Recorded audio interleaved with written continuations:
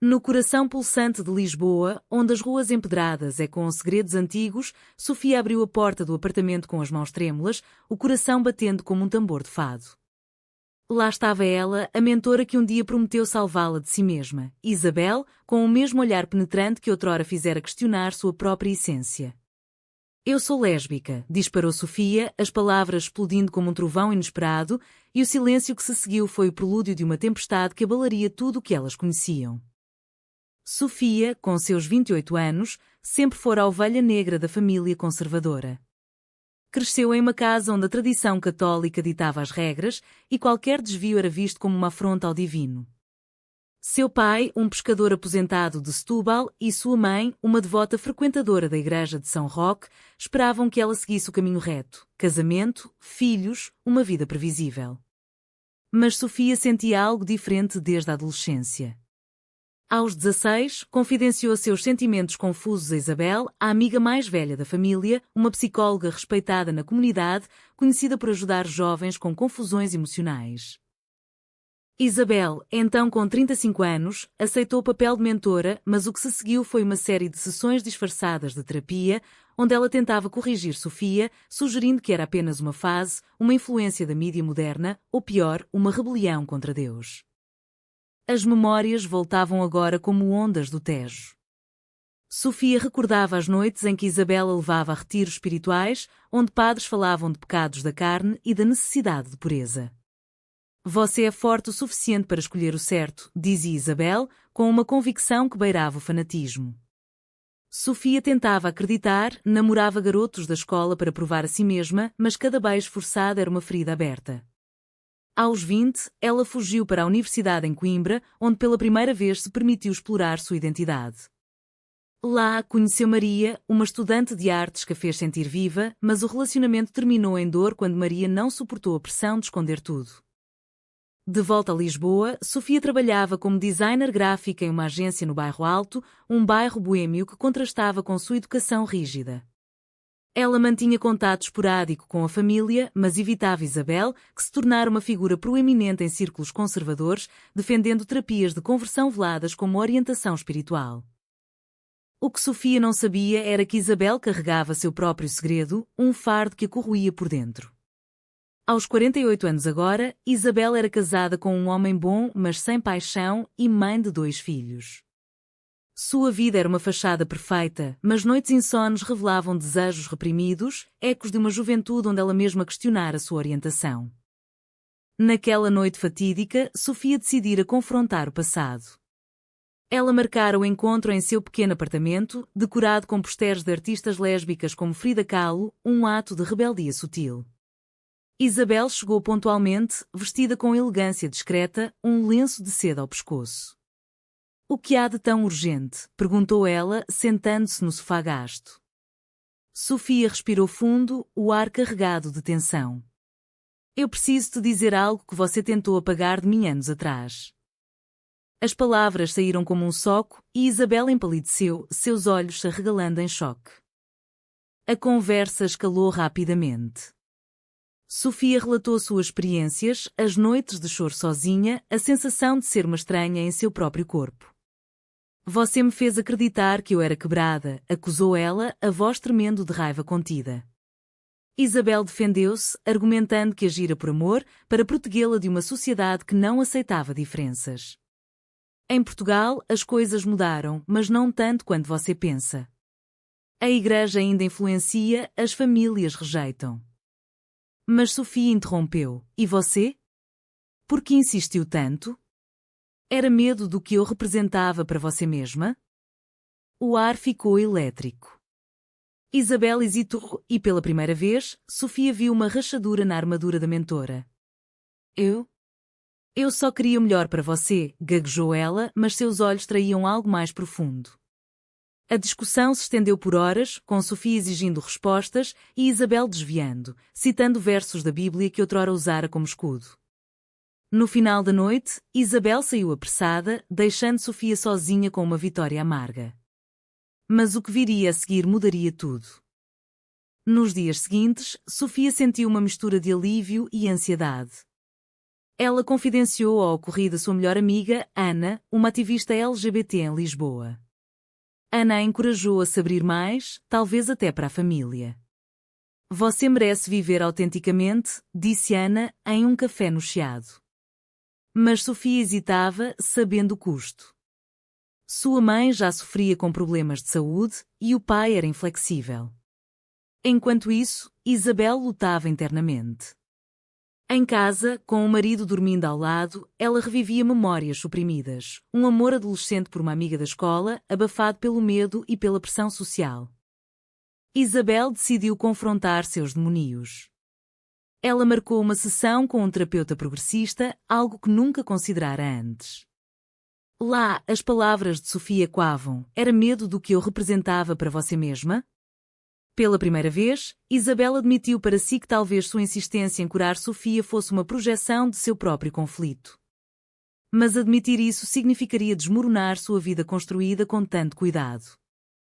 Sofia, por sua vez, começou a namorar discretamente com uma colega de trabalho, Rita, uma mulher vibrante que a fazia rir como ninguém.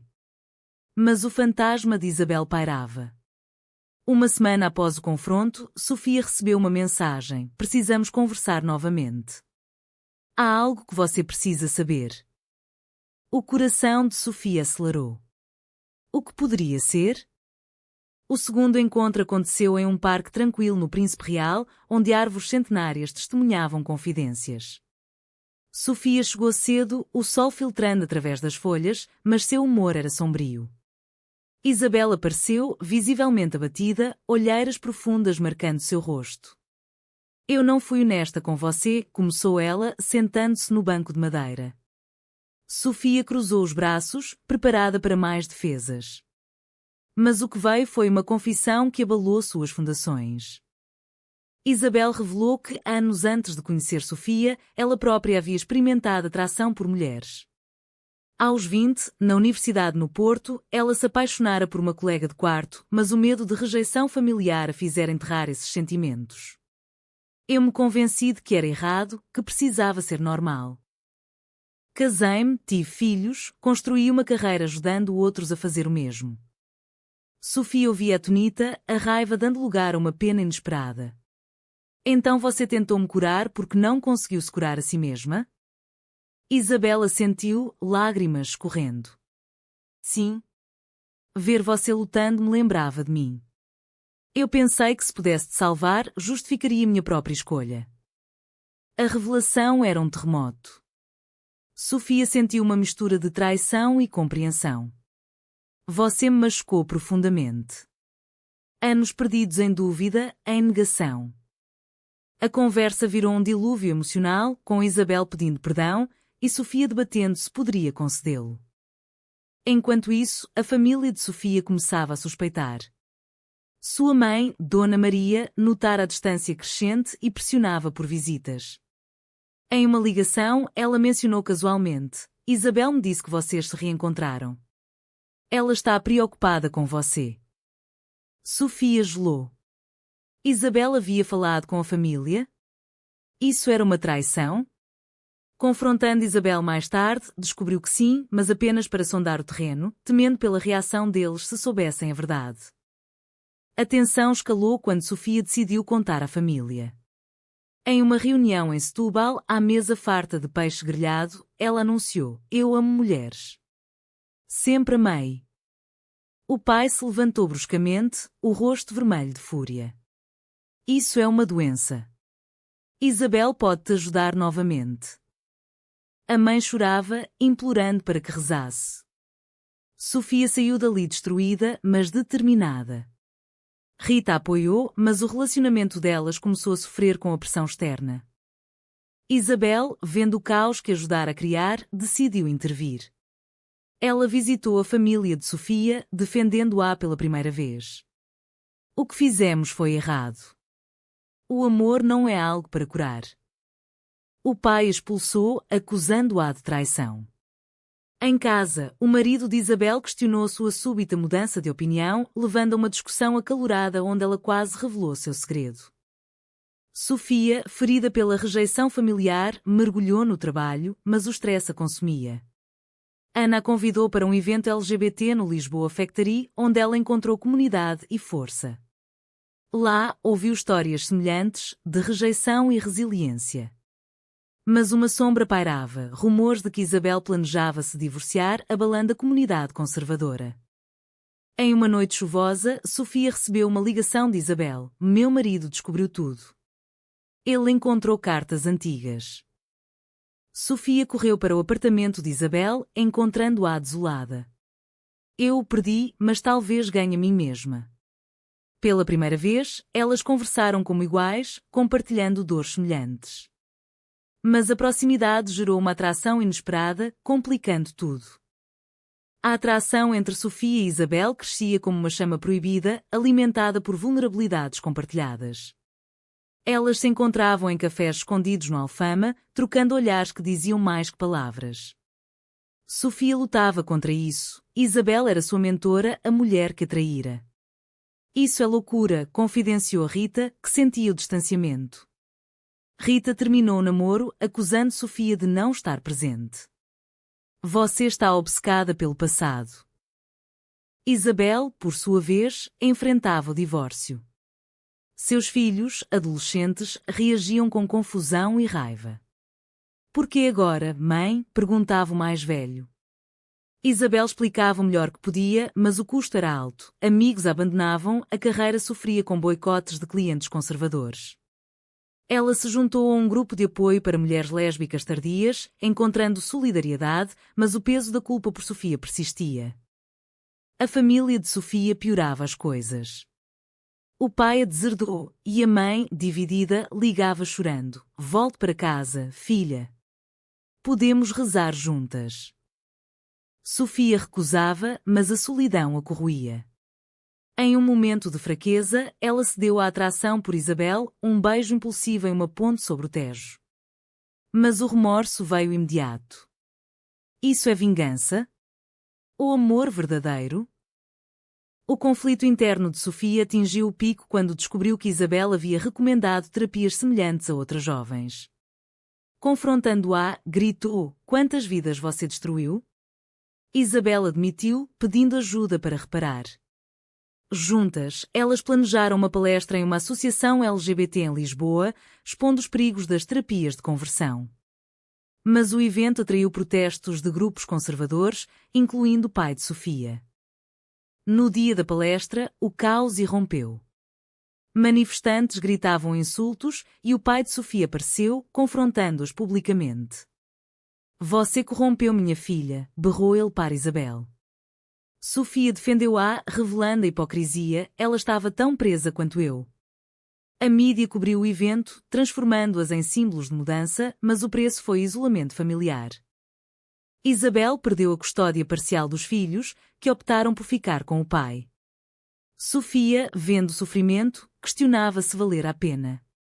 "Eu te libertei, mas te destruí", disse ela a Isabel. A resposta veio com um abraço: "Não, você me salvou."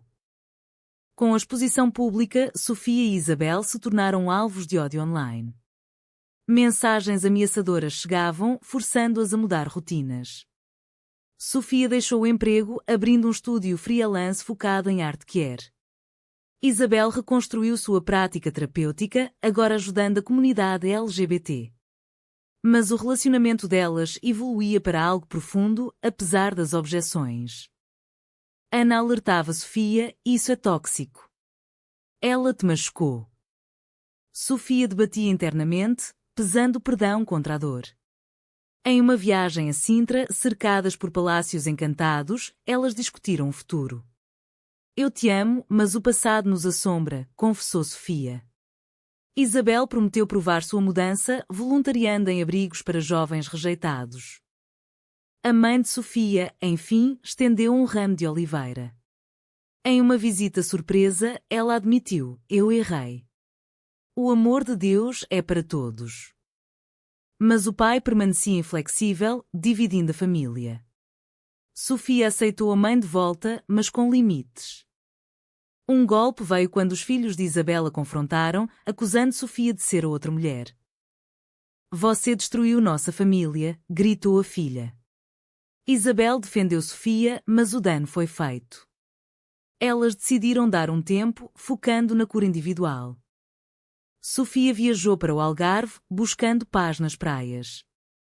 Lá, refletiu sobre suas escolhas, o come out, o confronto, o amor inesperado.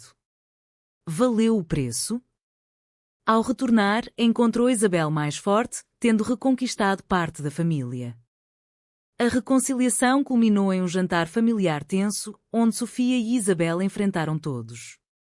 O pai de Sofia, relutante, ouviu suas histórias.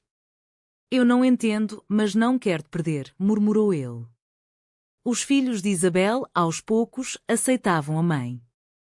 Mas o verdadeiro teste veio com uma oferta. Isabel foi convidada a testemunhar em uma audiência parlamentar sobre proibir terapias de conversão em Portugal. Sofia acompanhou, testemunhando juntas. O depoimento foi emocional, expondo feridas, mas impulsionando mudança. No final, Sofia e Isabel escolheram ficar juntas, construindo uma vida autêntica. Elas adotaram um cão, simbolizando novos começos, e se envolveram em ativismo. Contudo, as cicatrizes permaneciam. Sofia questionava se o perdão era genuíno ou necessidade. Isabel lutava com culpa eterna. E você? Acredita que é possível perdoar alguém que tentou te destruir se eles mudarem de verdade?